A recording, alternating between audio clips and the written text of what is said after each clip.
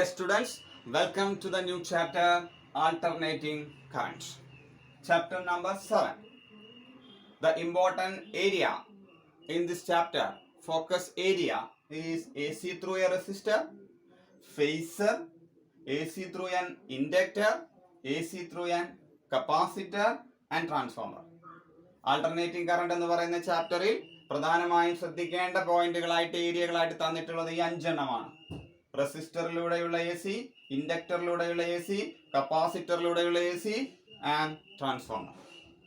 Alternating കറണ്ടിനെ കുറിച്ച് ഒരു ചെറിയ ഇൻട്രോഡക്ഷനോട് കൂടി നമുക്ക് ഈ ചാപ്റ്റർ സ്റ്റാർട്ട് ചെയ്യാം. എന്താണ് ആൾട്ടർനേറ്റിംഗ് കറണ്ട്? നമ്മൾ ഇലക്ട്രോ മാഗ്നറ്റിക് ഇൻഡക്ഷനിൽ എ സി ജനറേറ്റർ പഠിച്ചു കഴിഞ്ഞതാണ്. എ സി ജനറേറ്ററിൽ പ്രൊഡ്യൂസ് ചെയ്യുന്ന കറണ്ടിന്റെ വോൾട്ടേജിന്റെ ഗ്രാഫ് വരച്ചാൽ നിങ്ങൾക്ക് അത് ഇങ്ങനെയാണ് കിട്ടിയത്. ഇത് വോൾട്ടേജിന്റെ വാല്യൂ, ഇത് റൊട്ടേഷൻ എടുത്തിരിക്കുന്ന ആംഗിൾ ഒമേഗ ടി എന്നാണ് അവിടെ റെപ്രസെന്റ് ചെയ്യുന്നത്, അഥവാ തീറ്റയാണ്. ഈ തീറ്റ എന്ന് പറയുന്നത് ആർമേച്ചർ ഒരു തവണ കറങ്ങുമ്പോൾ പ്രൊഡ്യൂസ് ചെയ്യുന്ന ആംഗിൾ 360 ഡിഗ്രിയാണ്. അപ്പൊ 360 ഡിഗ്രി റൊട്ടേഷൻ ആർമേച്ചർ നടത്തുമ്പോൾ ഉണ്ടായ വോൾട്ടേജിന്റെ ചിത്രമായിരുന്നു ഇത്. So here this point is represented by 360 degree. അങ്ങനെയെങ്കിൽ ഈ ഭാഗം അതിന്റെ നേർപകുതി ഇത് 180 ഡിഗ്രി ആവും. അങ്ങനെയെങ്കിൽ 180യുടെ പകുതി ഇത് 90 ഡിഗ്രി ആവും.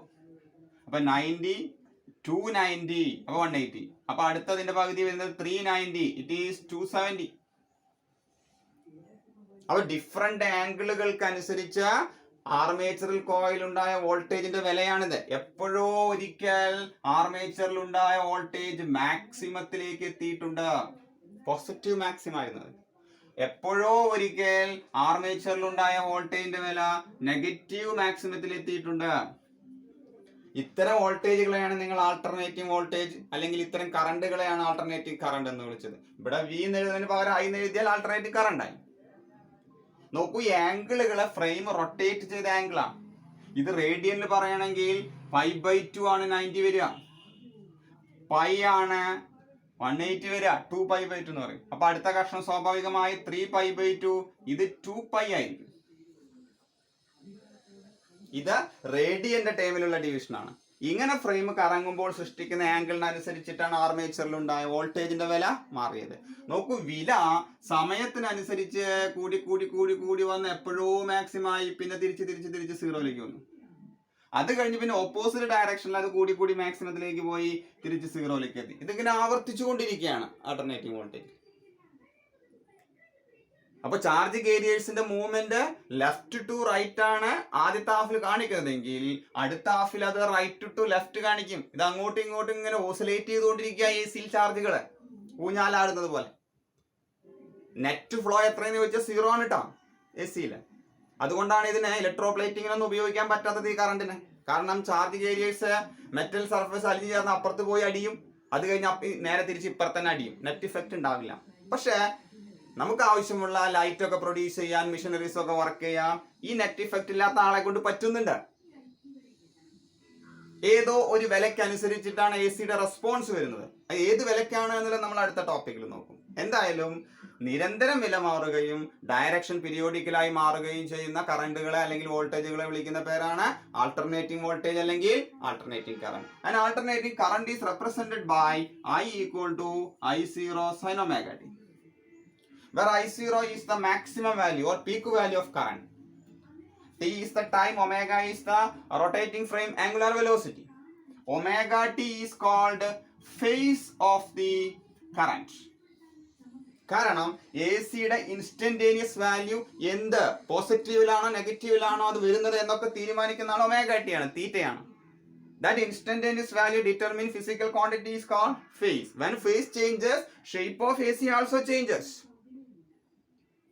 And I is called instantaneous current.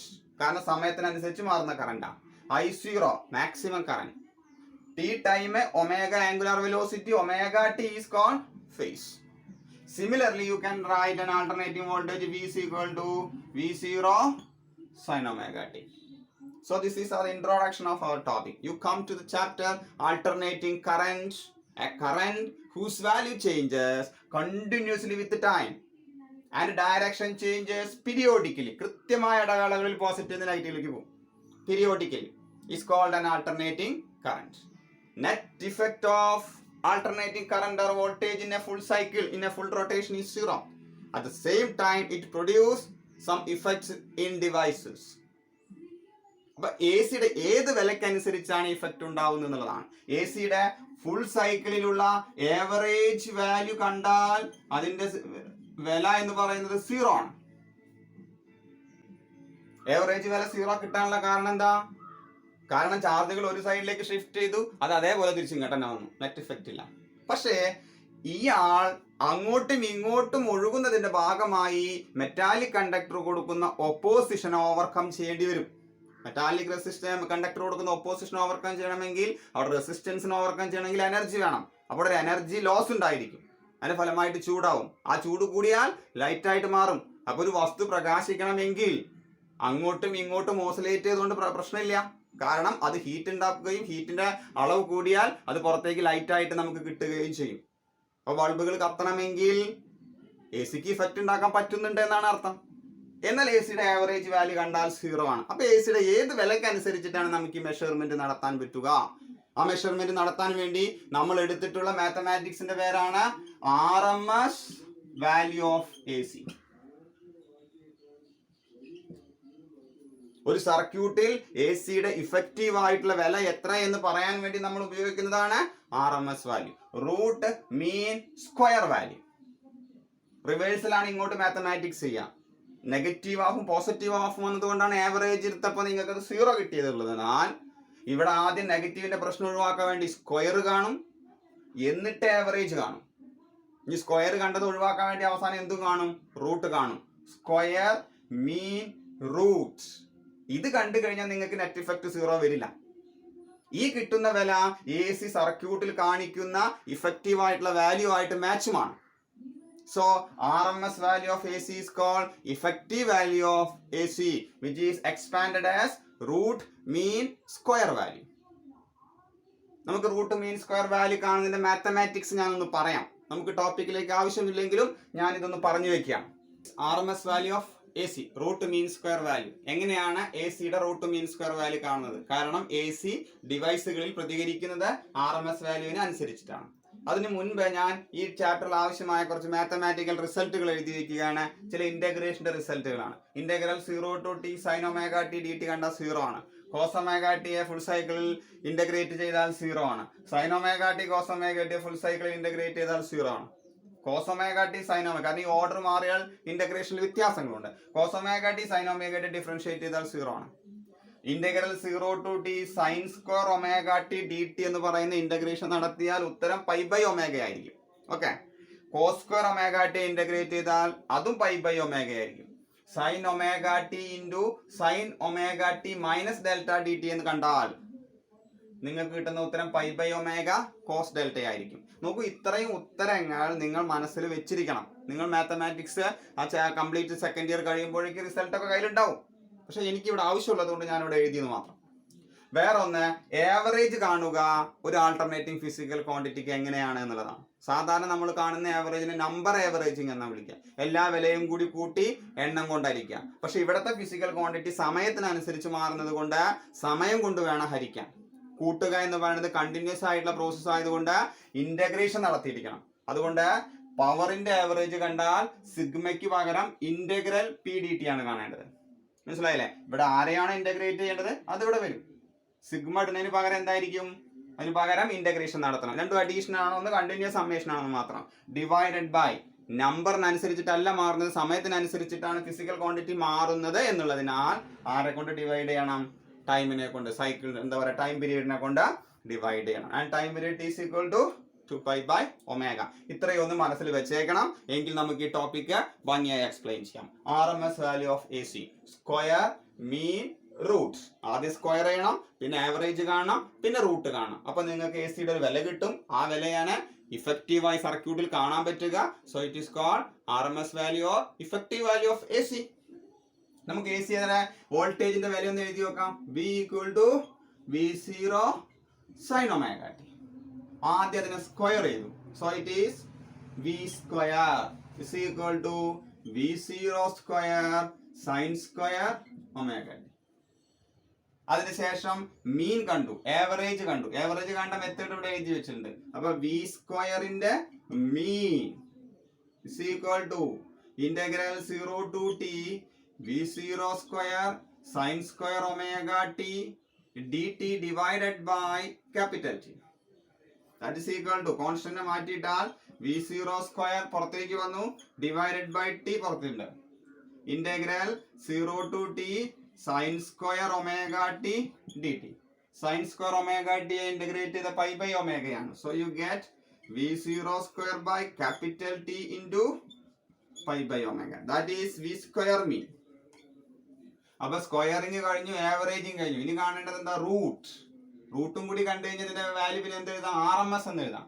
So after finding root you can write v RMS is equal to root of this physical quantities. ഇതിന്റെ റൂട്ട് കണ്ട v0 സ്ക്വയർ എന്തായിട്ട് മാറി? v0 t എന്നുള്ളത് റൂട്ട് കാണാൻ പോകുന്ന നോക്കിക്കോളൂ ട്ടാ. 2 pi by omega into pi by omega ആണുള്ളത്. ഇത് വെട്ടിപ്പോയി. അപ്പൊ ബാക്കി വരുന്നതിന്റെ റൂട്ടേ ആവശ്യമുള്ളൂ. ബാക്കി വരുന്നതിന്റെ റൂട്ട് കണ്ട അത്രയും, അത് റൂട്ടിന്റെ ഉള്ളിലായി. So you can write it is v0 by root 2. 1 by root 2 കണ്ട എത്ര കിട്ടാ? 0.707 v0. പെർസെന്റേജിൽ പറയുകയാണെങ്കിൽ 70.7% of v0 എന്ന് എഴുതാം. That means when you find the RMS value of AC, you take the value 70.7% of maximum value of applied voltage. തന്നിരിക്കുന്ന AC ഇങ്ങനെ വരച്ചാൽ അതിന്റെ മാക്സിമം വാല്യൂവിന്റെ ഏകദേശം 70% തുല്യമായ വിലയ്ക്കാണ് AC സർക്യൂട്ടുകളിൽ റെസ്പോണ്ട് ചെയ്യുന്നത്. അതുകൊണ്ടാണ് ഇതിനെ വിളിച്ചത് effective value of AC. So this is the equation of RMS value of voltage. Similarly, you can find the RMS value of current, and you get RMS value of current like this: IRMS is equal to I0 by root 2. ഇത് ഒന്ന് മനസ്സിൽ വെച്ചോളൂ. നമ്മളെ focus ഏരിയയിൽ topic ഇല്ല എങ്കിലും ഞാൻ എങ്ങനെയാണ് കണ്ടത് എന്നൊന്ന് വിശദീകരിച്ചതാണ്. ഫേസർ നമ്മൾ വെക്റ്റർ സ്കേലാർ എന്നൊക്കെ കേട്ടിട്ടുണ്ട്. വെക്റ്ററുകളുടെ പ്രത്യേകത എന്താ? മാഗ്നിറ്റ്യൂഡും ഉണ്ട്, ഡയറക്ഷനും ഉണ്ട്. സ്കേലാറുകൾക്കോ മാഗ്നിറ്റ്യൂഡ് മാത്രമേ ഉള്ളൂ. സ്കേലാർ മാത്തമാറ്റിക്സ് എളുപ്പമാണ്. വെക്ടറിന് വെക്ടർ അഡീഷന്റെ റൂളുകൾ ഉപയോഗപ്പെടുത്തണം. കറണ്ട് എന്ന് പറയുന്ന ഫിസിക്കൽ ക്വാണ്ടിറ്റി വെക്ടർ ആണോ സ്കേലാർ ആണോ എന്ന് ചോദിച്ചാൽ AC വരെ നമ്മൾ കറണ്ടിനെ സ്കേലാർ ആയിട്ടാണ് പഠിച്ചിട്ടുള്ളത്. കാരണം കിർച്ചോഫ് ലോ ഒക്കെ പറയുന്ന സമയത്ത് ഡയറക്ഷൻ ഇല്ലാതെയാണ് കറണ്ടിനെ കൂട്ടിയിട്ടുള്ളത്. എന്നാൽ AC റെപ്രസെന്റ് ചെയ്യുന്ന സമയത്ത് AC കറണ്ടിന്റെ ഇക്വേഷൻ ഇതാണ്, AC വോൾട്ടേജിന്റെ ഇക്വേഷൻ ഇതാണ്. ഈ കറണ്ടിന്റെ വോൾട്ടേജിന്റെ ഇക്വേഷൻ വന്നു കഴിഞ്ഞാൽ ഈ ഒമേഗ ടി വരുന്ന ഭാഗം, ഒമേഗ ടി എന്ന് പറയുന്ന ഫേസ്, അത് ഡയറക്ഷനെ കാണിക്കുന്ന ആൾക്ക് തുല്യമാണ്. അങ്ങനെയുള്ള ആളുകൾ വരുമ്പോൾ ഇത് ഡയറക്ഷന് തുല്യമായിട്ട് എടുക്കുകയും കറണ്ടിനെ വെക്ടറിന്റെ റൂളുകൾ അനുസരിച്ച് കൂട്ടുകയും കുറയ്ക്കുകയും ഒക്കെ ചെയ്യണം. അങ്ങനെ വെക്ടറിന്റെ റൂളുകൾ അനുസരിക്കേണ്ടി വരുന്ന ഫേസ് ഉള്ള സ്കേലാറുകളെ വിളിക്കുന്ന പേരാണ് ഫേസർ. ഇപ്പൊ നോക്കൂ, ഒരു ആൾട്ടർനേറ്റിംഗ് കറണ്ടിനെ നമ്മൾ ഇങ്ങനെ റെപ്രസെന്റ് ചെയ്തു. This is I. ഇതൊരു 2 ആംപിയർ വരുന്ന കറണ്ട് ആണെങ്കിൽ ഇതേപോലെ വേറൊരു കറണ്ട് വന്നു, അത് ഇത് I1 ഉം ഇത് I2 എടുക്കുക, ഇത് 1 ആംപിയറും ആണെങ്കിൽ രണ്ടിന്റെയും ഫേസ് ഒരുപോലെയാണ്, മാറ്റം ഒരുപോലെയാണ്. ഇത് കൂട്ടിയാൽ നിങ്ങൾക്ക് തീർച്ചയായിട്ടും I1 plus I2 is equal to 3 ampere എന്ന് കിട്ടും. സ്കേലാർ അഡീഷൻ ആണ്, കാരണം അവിടെ ഡയറക്ഷൻ നിങ്ങൾക്ക് പ്രശ്നം ഉണ്ടാക്കിയിട്ടില്ല. എന്നാൽ വരുന്ന കറണ്ട് ഒന്ന് ഇത് ഇങ്ങനെയുള്ള I1 is equal to 2 ആംപിയറും വേറൊരു കറണ്ട് ഇങ്ങനെയാണ് I2 is equal to 1 ആംപിയറും ആണെങ്കിൽ ഇത് കൂട്ടിയാൽ നിങ്ങൾക്ക് 3 ആംപിയർ കിട്ടില്ല. കറണ്ട് സ്കേലാർ ആയിട്ട് നിന്ന സമയം പോലെ നമുക്ക് ഇത് കിട്ടിയത്. പക്ഷെ ഇവിടെ എത്തിയപ്പോൾ പ്രശ്നം തുടങ്ങി. ഫേസ് ഓപ്പോസിറ്റ് ആയിട്ട് രണ്ട് കറണ്ടുകൾ വന്നാൽ ഇത് കൂട്ടിയാൽ നിങ്ങൾക്ക് കിട്ടാൻ പോണത് I1 plus I2 കണ്ടാൽ കിട്ടാൻ പോണത് 1 ആംപിയർ. അപ്പൊ മുകളിലേക്കുള്ളതിനെ പ്ലസും താഴേക്കുള്ളതിനെ മൈനസും എടുക്കേണ്ടി വന്നു. എന്തുകൊണ്ടാ? ഫേസ് മാറിയത് കൊണ്ടാ. അപ്പൊ ഫേസ് എന്തിനു തുല്യമായി വന്നു? ഡയറക്ഷൻ തുല്യമായി വന്നു. അങ്ങനെ വന്നപ്പോൾ അതിനെ കൂട്ടാൻ വേണ്ടി ഡയറക്ഷൻ ഉള്ള കൂട്ടൽ എടുക്കേണ്ടി വന്നു, വെക്ടർ അഡീഷൻ എടുക്കേണ്ടി വന്നു. Now current will act as A vector. Scalar ആയ കറണ്ടിനെ ഫേസ് വരുമ്പോൾ ഡയറക്ഷൻ ഉള്ള ആളെ പോലെ എടുക്കേണ്ടി വരുന്നത് കൊണ്ട് കറണ്ടിനെ വിളിക്കുന്ന പേരാണ് ഫേസർ. അതുകൊണ്ട് വെക്ടറിന്റെ റെപ്രസെന്റേഷൻ കറണ്ടിന് കൊടുക്കാം. ഒരു റൊട്ടേറ്റിംഗ് വെക്ടർ ആയിട്ട് കറണ്ടിനെ ആൾട്ടർനേറ്റിംഗ് കറണ്ടിനെ റെപ്രസെന്റ് ചെയ്യാം. I0 എന്ന് പറയുന്ന ഒരു വെക്ടർ ആണെങ്കിൽ അത് റൊട്ടേറ്റ് ചെയ്യുന്നുണ്ടെങ്കിൽ I0ന്റെ കോസ് കമ്പോണന്റ് ഇങ്ങോട്ട് വരും. I0 കോസ് തീറ്റ, തീറ്റ ഒമേഗ ടി ആയതുകൊണ്ട് I0 കോസ് ഒമേഗ ടി എന്ന് എഴുതാം. ഇത് I0 സൈൻ ഒമേഗ ടി ആണ്. ഈ I0 കോസ് ഒമേഗ ടിയും I0 സൈൻ ഒമേഗ ടിയും ആൾട്ടർനേറ്റിംഗ് കറണ്ടുകളാണ്. ഗ്രാഫ് വരച്ച AC പോലെ കിട്ടും. So the coordinates of an rotating vector can be used to represent an alternating physical quantity. ഒരു റൊട്ടേറ്റിംഗ് വെക്ടറിന്റെ എക്സ് കോർഡിനേറ്റും വൈ കോർഡിനേറ്റും ആൾട്ടർനേറ്റിംഗ് ഫിസിക്കൽ ക്വാണ്ടിറ്റികളെ റെപ്രസെന്റ് ചെയ്യാൻ ഉപയോഗിക്കാം. That alternating physical quantity is called phasor. A rotating vector is known as phasor. ഒരു റെസിസ്റ്റൻസിലൂടെ AC ഒഴുകുന്നത് എങ്ങനെയാണ്? അതുകൊണ്ട് തന്നെ കൊടുത്തിരിക്കുന്ന വോൾട്ടേജ് ആ സർക്യൂട്ടിന് അനുയോജ്യമായ രീതിയിലുള്ള കറണ്ട് അല്ലെങ്കിൽ കറണ്ടുകൾ തമ്മിൽ കമ്പയർ ചെയ്യുക, ഡയഗ്രം വരയ്ക്കുക, പവർ കാണുക. വോൾട്ടേജ് റെപ്രസെന്റ് ചെയ്യാൻ വേറൊരു ഏരോ മാർക്കും. അതുകൊണ്ട് AC ത്രൂ എ റെസിസ്റ്റർ വോൾട്ടേജും കറണ്ടും തമ്മിലുള്ള ബന്ധമുണ്ട്. ACയിൽ കറണ്ടും വോൾട്ടേജും ഫേസർ ആണ്. Scalar with phasor and you can use mathematics of vector to the phasor quantity. V0 sin omega t. Circuit complete ആയതുകൊണ്ട് ഇതിലൂടെ ഒരു കറണ്ട് പോകുന്നുണ്ട്. ആ കറണ്ടിന്റെ ഇക്വേഷൻ എനിക്ക് സർക്യൂട്ടിന് അനുയോജ്യമായ രീതിയിൽ ഡിറൈവ് ചെയ്യണം. എന്നിട്ട് രണ്ടും കൂടി കമ്പയർ ചെയ്യണം, ഫേസർ ഡയഗ്രം വരയ്ക്കണം, പവർ കാണണം. ഇതാണ് ചെയ്യാൻ പോണത്. അതുകൊണ്ട് ആദ്യത്തെ സ്റ്റെപ്പ് ഞാൻ എഴുതുന്നത് ഇങ്ങനെയാണ്. ഞാൻ കൊടുത്ത voltage, applied voltage V equal to V0 sin omega t. This is equation number 1. ഇനി എനിക്ക് ഇതിലെ കറണ്ട് കിട്ടണം. എങ്ങനെയാണ് ഒരു റെസിസ്റ്റൻസ് കൊടുത്ത സർക്യൂട്ടിലെ കറണ്ട് കാണാം? By ohms law current I is equal to voltage applied divided by resistance. But you know V is equal to V0 sin omega t by R. What is V0? Maximum value of voltage, peak value, or maximum value of voltage divided by resistance, maximum value of current എന്ന് എഴുതാം. So I can write I is equal to I0 sin omega t. Now I get the second equation, the equation of current. നോക്കൂ, വോൾട്ടേജിന്റെ equation തന്നു, സർക്യൂട്ടിന് അനുയോജ്യമായ രീതിയിൽ കറണ്ടിന്റെ equation ഞാൻ ഡിറൈവ് ചെയ്തു. I equal to I0 sin omega t. Okay, equation 1 equation 2 തമ്മിൽ കമ്പയർ ചെയ്ത് നോക്കാം. സൈൻ ഒമേഗ ടി ഫോമിൽ വോൾട്ടേജ് മാറുന്നു, സൈൻ ഒമേഗ ടി ഫോമിൽ കറണ്ട് മാറുന്നു. നിങ്ങൾക്ക് എന്ത് പറയാം ഫേസിനെ കുറിച്ച്? രണ്ടും ഒരേ ഫേസ് ആണ്, കാരണം ഒമേഗ ടി സൈൻ ഫോർമാറ്റിലാണ് വന്നിട്ടുള്ളത്. രണ്ടുപേരുടെയും മാറ്റം ഒരുപോലെയാണ്. അപ്പൊ നിങ്ങൾക്ക് ഒരു ഇൻസ്റ്റന്റേനിയസ് ഡയഗ്രാം വരച്ചാൽ ഇത് വോൾട്ടേജ് ആണെങ്കിൽ ഇതിനെ നമുക്ക് V സമം V0 സൈൻ ഒമേഗ ടി എന്ന് എഴുതിയാൽ ഇതേപോലെ തന്നെ കറണ്ടിന് വരയ്ക്കാം. പക്ഷെ വോൾട്ടേജിന്റെ അത്രയും വില ആർക്കും ഉണ്ടാവില്ല, കറണ്ടിനില്ല. കാരണം വോൾട്ടേജിനെ റെസിസ്റ്റൻസ് കൊണ്ട് അരിച്ചപ്പോഴാണ് കറണ്ട് കിട്ടിയത്, വില കുറഞ്ഞിരിക്കുന്നു കറണ്ടിന്റെ. So this is I is equal to I0 sin omega t. രണ്ടും ഒരേ ഫേസ് ആണെന്ന് അർത്ഥം. അതുകൊണ്ട് ഫേസർ ഡയഗ്രം എങ്ങനെ വരയ്ക്കാം? Phasor diagram will be